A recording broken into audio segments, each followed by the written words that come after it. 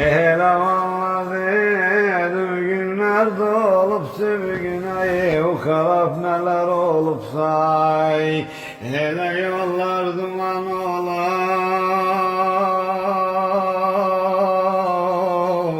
beni görmedin Hele valla bir vakit oldu neylim oğlan anadan alaçlanay. Hasan diğer anasının gözü yolda bile kan ağlar.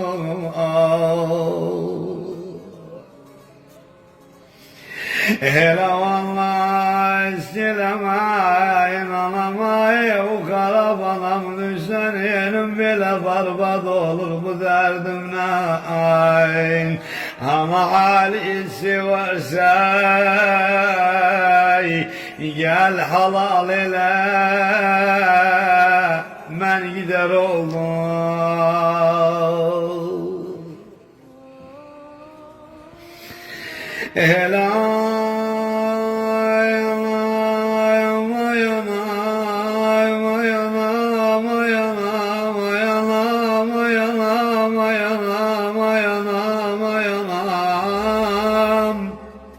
Ayana bak zamanım, bak sani bak zamanım.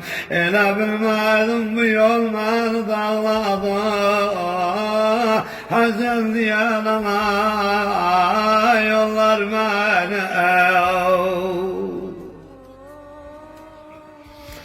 Ele yavaştan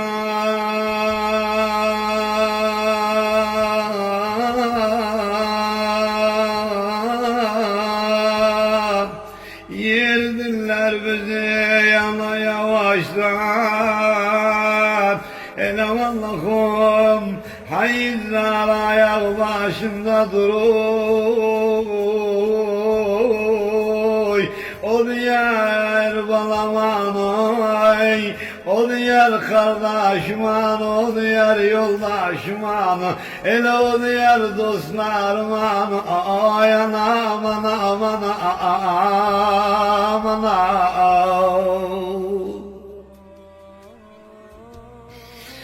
Helay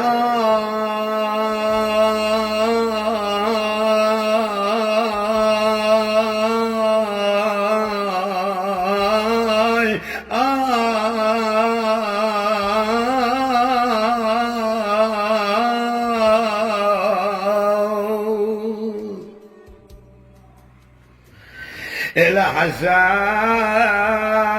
anasına niyet ama beleman ele beşikten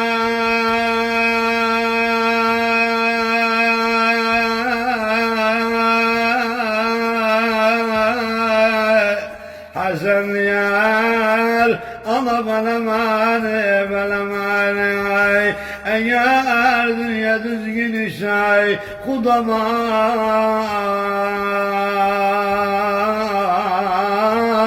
aman atlamam oy oy oy.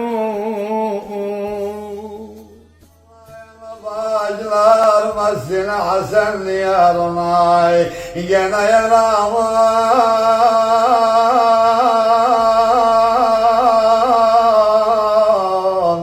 kardeşlerimle